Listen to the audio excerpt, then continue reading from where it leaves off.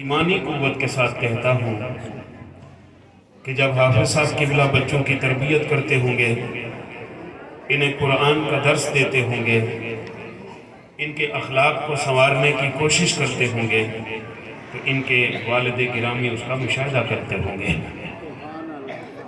حضرات، وقت چونکہ بالکل محدود ہے اور یہ کسی لمبے کتاب کا متحمل نہیں ہو سکتا۔ علم کیا ہے؟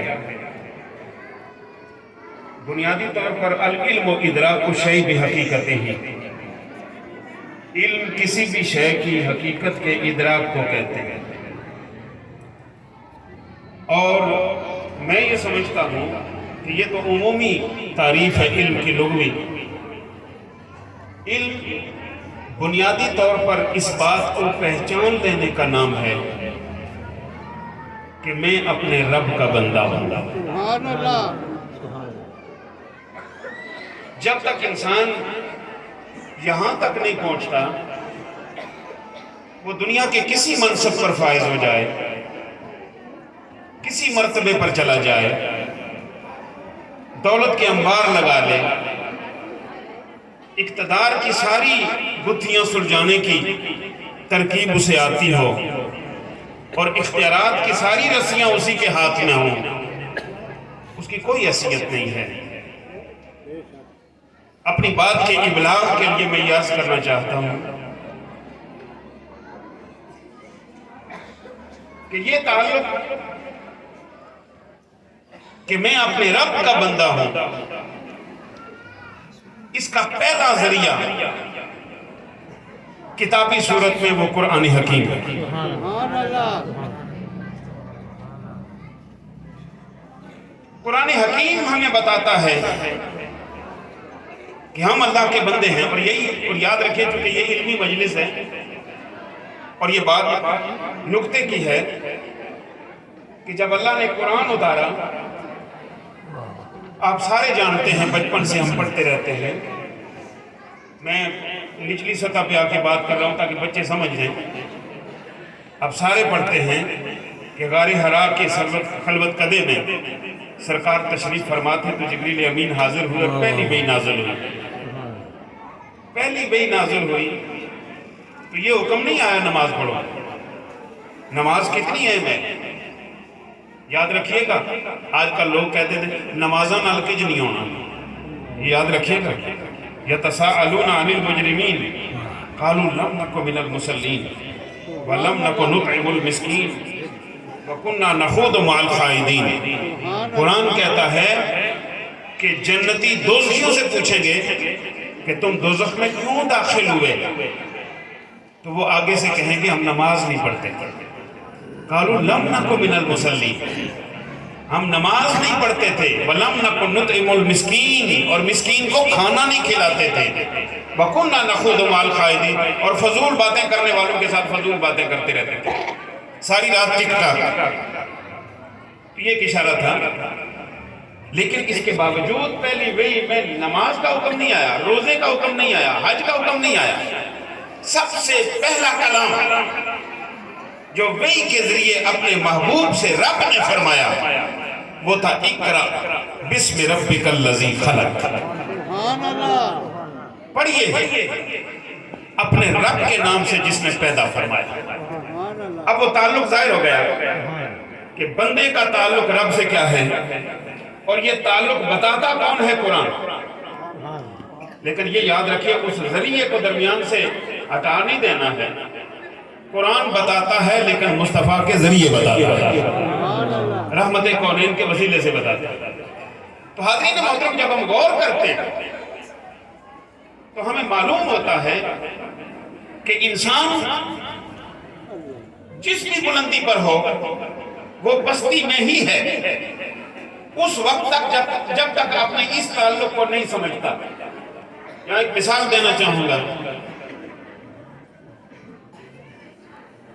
ایک بندہ اپنے علم کی بنیاد پر چاند پر چلا جائے، وہ اس بچے سے افضل نہیں ہو سکتا جو چاند پر تو نہیں گیا لیکن اس نے کسی مدرسے میں بیٹھ کے مصطفیٰ کا قرآن اپنے سینے میں محفوظ کر لیا۔ سبحان اللہ وجہ کیا ہے؟ اتنے لاکھ نوری سال کے فاصلے پر پایا جانے والا چاند اور ایک بندہ وہاں پہنچ گیا، اب فضیلت میں وہ اس سے چھوٹا ہے جو کسی ٹوٹی پھوٹی مسجد کے کونے میں قرآن لے کے بیٹھا ہے۔ وجہ کیا ہے؟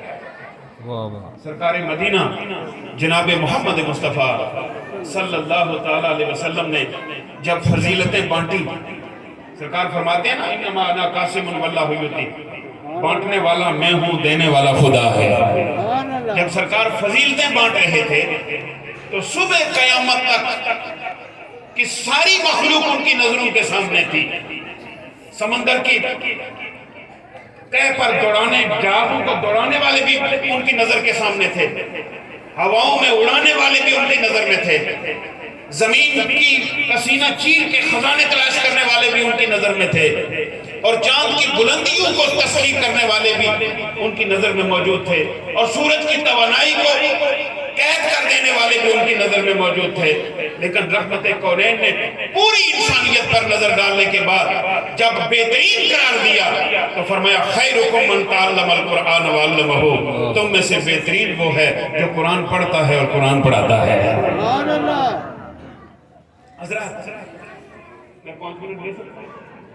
حضرات یہ بات یاد رکھیے، حافظ قرآن بنانے کا یہ معنی نہیں کہ ہم اپنے بچے کو انجینئر نہیں بنا سکتے۔ یہ بڑا مسئلہ ہے ہمارا۔ جب ہمارا عالم دین، جب ہمارا کوئی تحریکی ساتھی لوگوں کو قرآن کے فروغ کی طرف توجہ دلاتا ہے تو ہمیں پریشانی لاحق ہو جاتی ہے کہ ہمارا بیٹا حافظ قرآن بن گیا تو کھائے گا کہاں سے، ہمارا بیٹا حافظ قرآن بن گیا تو کرے گا کیا۔ میرے بھائی، قرآن نے کسی مقام پر نہیں روکا کہ آپ اپنے بچے کو انجینئر نہ بنائیں، قرآن نے کسی مقام پر نہیں روکا کہ آپ اپنے بچے کو ڈاکٹر نہ بنائیں، قرآن نے کسی مقام پر نہیں روکا کہ آپ اپنے بچے کو پائلٹ نہ بنائیں۔ قرآن تو حکم دیتا ہے کائنات کو تسخیر کرنے کا، قرآن تو حکم دیتا ہے کائنات کے راز ہائے سربستہ کو کھولنے کا۔ اب کھولے گا کون؟ جو تعلیم حاصل کرے گا۔ سبحان اللہ لیکن اگر کوئی بچہ انجینئر بھی ہو جائے اور ساتھ حافظ قرآن بھی ہو جائے تو یہ کتنی خوبصورت بات ہو، کیا ہی اچھا ہو۔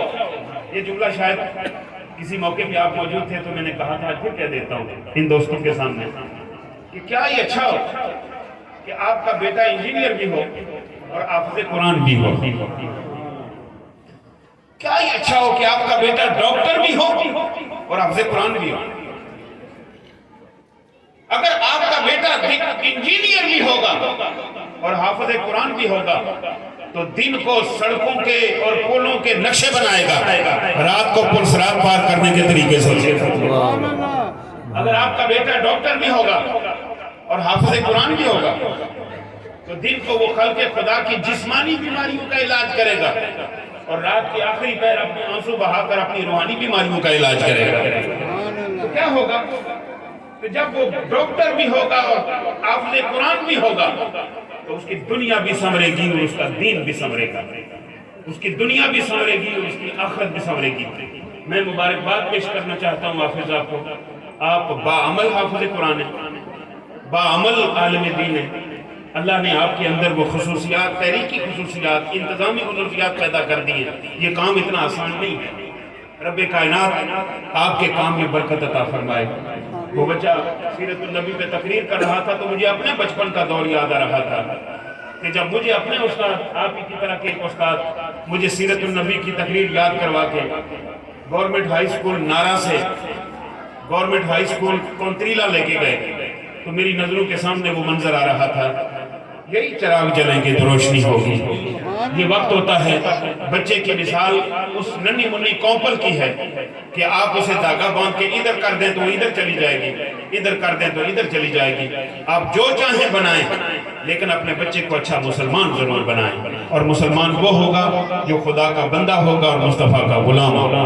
میں بارے دیگر آپ کو مبارکباد پیش کرتا ہوں اور آپ کی کوششوں میں اور آپ کی توفیقات میں اضافے کے لیے اپنے رب کے حضور التجا کرتا ہوں کہ اللہ تعالیٰ آپ کے کام میں برکتیں عطا فرمائے۔ السلام علیکم۔